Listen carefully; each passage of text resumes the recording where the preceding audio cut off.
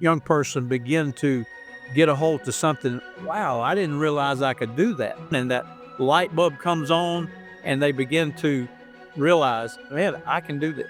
Maybe Yeah. even some students that normally academically they struggle a little bit and they come into something like this and they can really excel because they're good with their hands when it comes to that practical application. Welcome to the BJU Press Teacher Edition podcast, where Christian educators are encouraged and inspired as we bring you interviews, practical ideas, strategies, and answer your questions about teaching in today's culture. And here's your host, Jenny Copeland. Welcome back, everyone. Have you ever had, or maybe currently have, a student who you could tell is really handy, maybe is really drawn to opportunities to build or fix or help with his or her hands, or maybe has just some strong interests beyond academia? And I'm not talking about video games. That's not where I'm going. Have you ever wished you had a way to provide students like that with training in practical skills, such as various repairs or maintenance training, even while they're in high school? You can do that.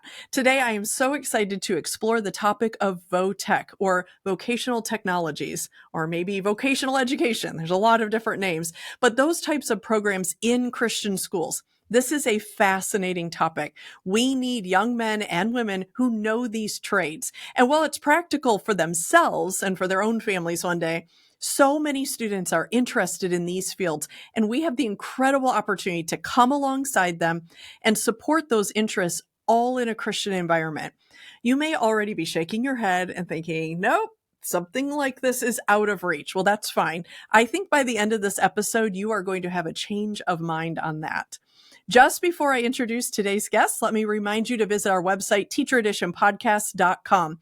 Subscribe to our newsletter and leave us a question for an upcoming show. Be sure to follow us on social media, Teacher Edition Podcast on Facebook. You can also find us on Instagram and TikTok at Teacher Edition Pod. By the way, we are coming up on spring break season. A little change in routine, hopefully a little change in scenery, maybe some quiet time or car travel time. The perfect time to catch up on episodes from the Teacher Edition podcast. Those are all available for you on our website or wherever you get your podcasts. You'll find them there. So why not listen in? Why not tell a friend? You never know how the Lord might use this podcast as a blessing and encouragement in someone's life. So share it out. Okay, let's talk VoTech. I am so excited to welcome Michael Mabe to the podcast today. Mr. Mabe, as he's affectionately known as, has a wide range of experiences from pre-college all the way into the college level. He has such a heart for bringing vocational training to students. His own experience working in trades began at a very young age, and by 15, he was working on cars and farm equipment. He has received training in auto, diesel, and welding. And he's actually a nationally certified auto diesel technician and a licensed aviation technician as well. He has worked as a technician, he's owned his own shop, and he's even taught at the university level. And he even started his own trade and technology school. Pretty amazing. He's currently the vocational coordinator at Bob Jones Academy, where he started the VoTech program. He is practical and patient. Definitely a must-be, teaching students some of the skills that we're going to talk about today. So, Mr. Mabe, welcome to the show. Well, thank you very much for having me. It is a joy to be a part of this. Well, good. We are glad to have you. So, to start us out today, I told a little bit about your history, but talk to us a little bit more about your background and specifically how the Lord led you to assist in VoTech programs. Going all the way back to shortly after college, I actually got married while I was in college to my high school sweetheart. So when we moved back to our hometown after college, I went directly to work into heavy duty diesel equipment. And we started attending a church because a neighbor invited us. My wife and I both were unsaved. So I was very thankful for this neighbor that cared enough about us to invite us to his church. We were new to the neighborhood. So, okay, this is a good way to make friends. So we went, and that's where we met the Lord. And shortly after I was saved, I began to think about, what can I do for the Lord? I'm I'm not a great speaker, and all these things. I thought, so I was talking to my pastor one day after some visitation. We were sitting in his car, and I was sitting there asking him these questions about some things I might be able to do to serve the Lord. And I happened to notice an old bus sitting behind the church building. And I asked him, I said, why is that bus back there? He said, Because well, we every church used, has a bus behind yes. the building. Yeah. Every Christian school does too. And he said, well, it's broken down. We used to Imagine run it that. to pick up children. Yeah, it's a pretty common problem. And so I says, wow, that's something I can do. I can fix that bus. So I actually got that bus going and started a bus route, started picking up children. And we saw that bus ministry grow to 12 buses. And we worked Wow. there for 33 years in that bus ministry and actually ended up directing that bus ministry and picking up over 400 children. So my heart was to connect my work with God's work. And that's one way I could do it, man. I'm good at using my hands, fixing things. Well, I can connect that to God's work. And then I loved aviation, so I actually went back to school and got my license for working on airplanes. And as an airline employee, one of the benefits is flying free.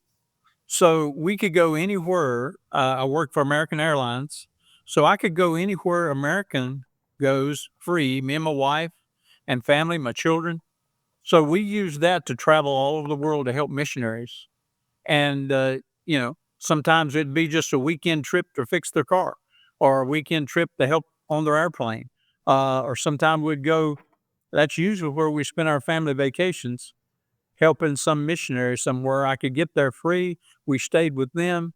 It was a win-win for everyone. And we got to serve the Lord. And that's connecting my work with God's work.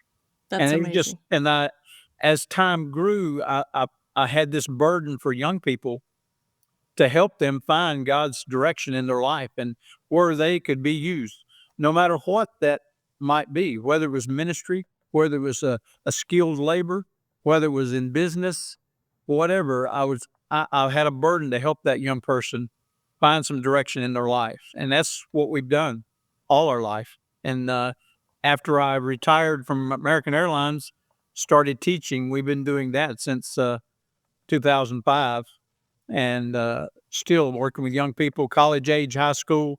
That's where our burden and our heart is. It's fantastic. Okay, so VoTech might be an unfamiliar term to some who are listening today. So I am very broadly mentioning it as I talked about it, as we started the episode and as we're talking about it now. But take a minute and talk with us a little bit. What is a VoTech program?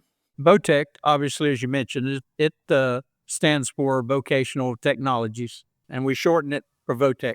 Here, we have actually the program that we started here, and I actually use it at other places we've been. It's in actually two phases.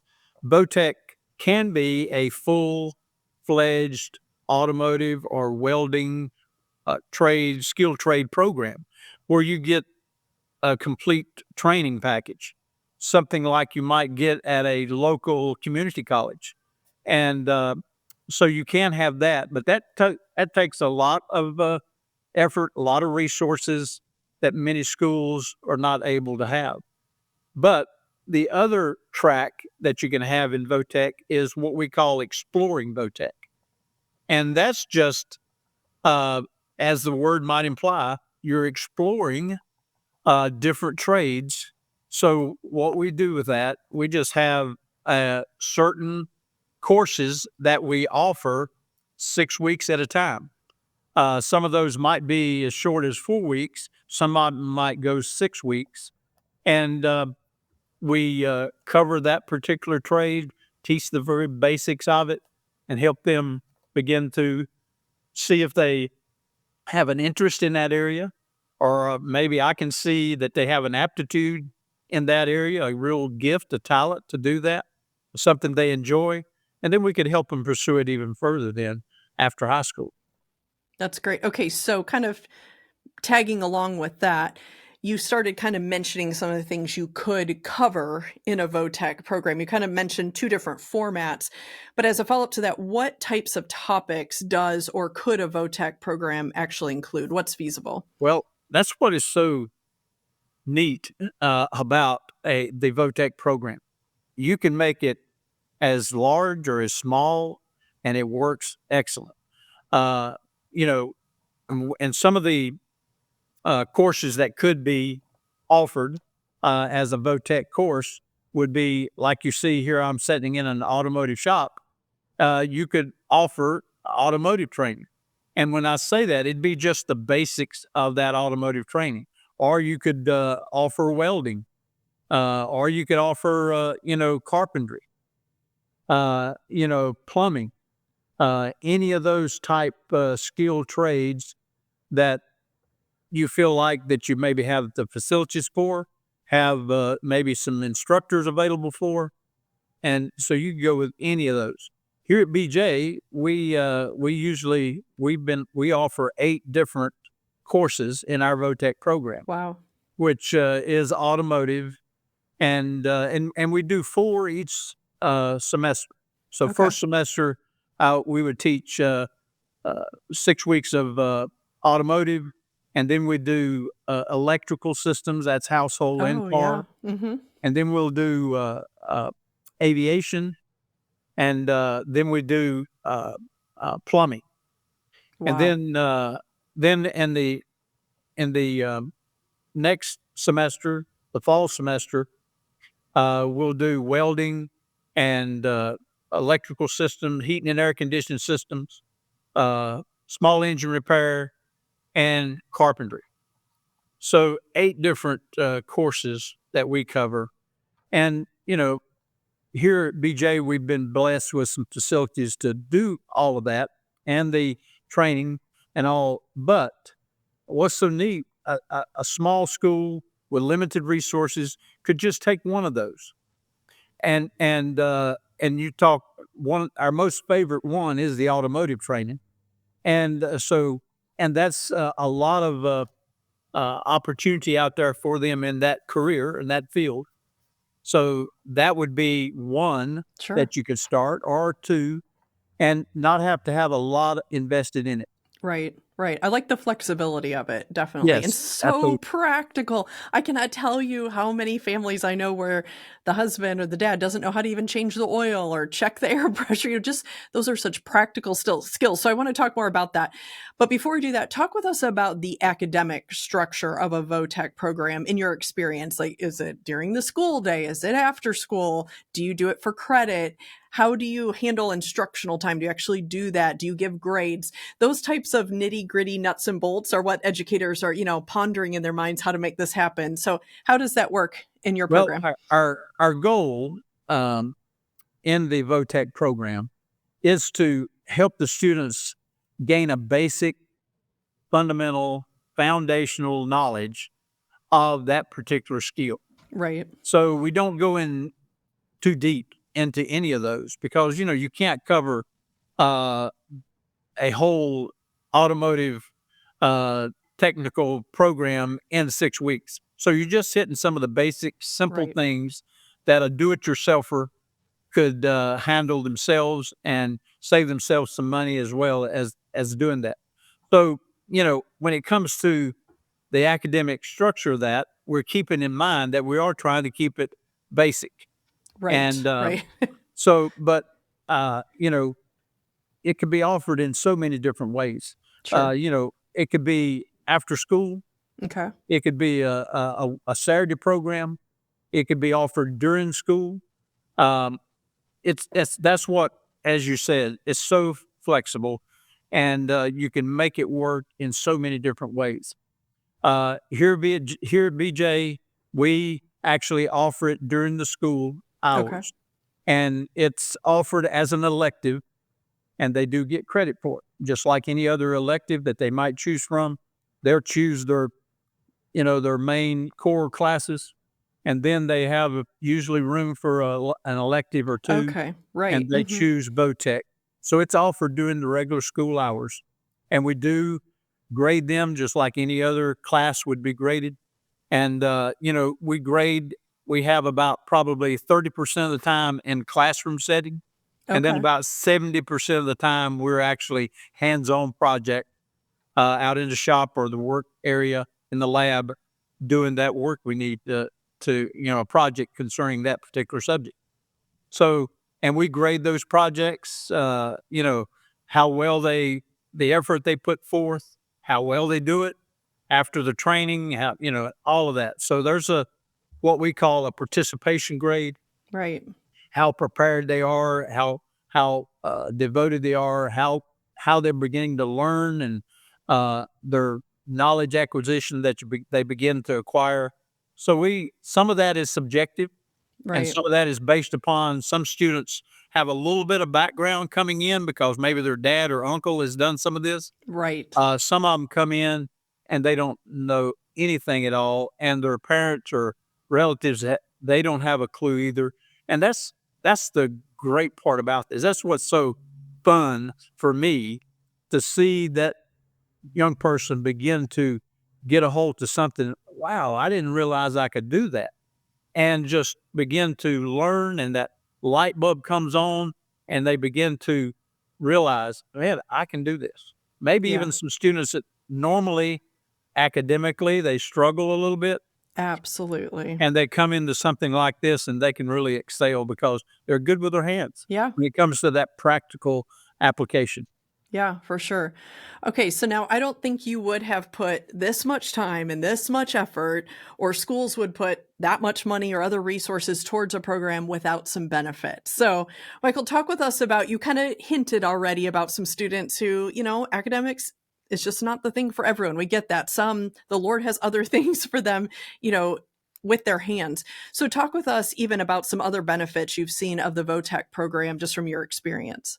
Well, the the thing about skilled labor, skilled training, it is a honorable field. And Absolutely. in my history of 50 some years of doing this, I have seen from the time I came out of high school and during the 80s and 90s, young people were discouraged from pursuing Right. skilled labor. They were looked at as not something they should do. You need to go to a 4-year college and you need to invest all this money and all this time. And that is not for everybody. Right. And now, in the last 10 to 15 years, higher education is changing their attitude toward that. And they're realizing we made a mistake. And now the workforce is really starving Oh, for yeah, they're good begging for those skilled workers. laborers Yes. constantly. I get I get calls, and I'm dealing with high school students, and they're getting just the basics. I know business people that are calling me regularly, and if you've got a young person graduating from high school, and they got some character and they have some basic skills, I'll take them and I'll train them the rest of the way. Wow. And that's happens all the time. Mhm. And and even if a young person does not pursue this a vocation as a trade, Right. as a career, they they gain so much from this, just Sure. practical learning. To say it's automotive, and they learn enough about the car that they can take it to a shop somewhere and Sure. not and they can understand where they're going to be cheated or not. Right. You know, Right. yes, and they can have this, in their communication with the mechanic or the shop owner, the service writer, they can have some intelligent conversation there with them, and when they say, "You need this," you can usually pick up on whether they are telling you the truth or not. And when Right. you indicate that you have a little bit of knowledge about your car, I've worked at many of these shops, and I know they change their whole attitude towards you. Mhm. Uh, I have a lot of girls that take my classes, and so if a lady many times is taken advantage of at some of these shops. If they go in with a little bit of knowledge, and that service writer sees that, they approach them totally different. Right. They're more Right. honest, they're more open, and more direct with them than they would have been before. So Yeah. it's benefits that way. And plus, just being able to do some of the work yourself, to be able to change your own oil, to be able to check your own fluid, Absolutely. to be able to change a tire.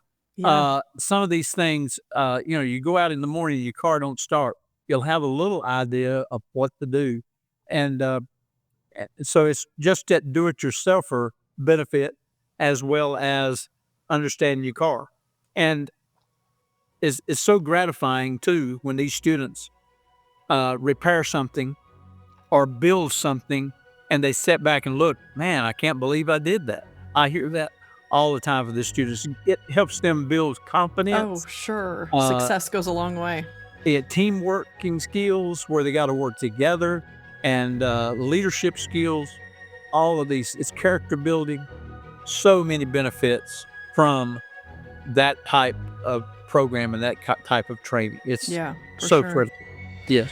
Okay, so there is so much to talk about on this topic, and I want to get into some practical helps for how schools could make this a reality at their school. Time has gone by quickly, so we are going to actually pick up there in part 2. Listeners, you will not want to miss out as we talk about practical ways to bring VoTech to your school, some helpful ideas of where to find resources, and an in-depth look at a couple specific programs. I even want to dive into how students can use these skills in ministry. Part 2 is going to be fantastic. But for now, thank you for joining us today. I hope you are signing off with a burden for what you could do for the students that God has given you. Remember to go to teachereditionpodcast.com to learn more about each episode and to submit questions for upcoming episodes. Of course, be sure to subscribe to the podcast and follow us on social media. Now it's time to get back to your day. But it's not just any day. Every day in the classroom is your day to impact and inspire through God's power and through His grace working in you. Now go do what God has called you to do.